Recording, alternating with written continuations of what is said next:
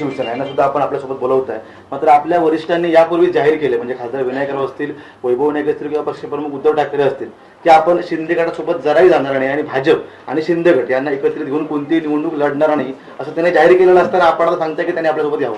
नाही, मी पहिल्यांदाच सांगितलं आपल्याला, राजकीय पक्षाचं भूमिका बाजूला ठेवून या ठिकाणी एक शहर विकास आघाडी, मग याच्यामध्ये सगळेच त्याच्यामध्ये असतील आणि म्हणूनच आम्ही शहर विकास आघाडी करतोय. आम्ही कुठल्याही पक्षाचं चिन्ह घेऊन ही निवडणुकीला सामोरं जात नाही.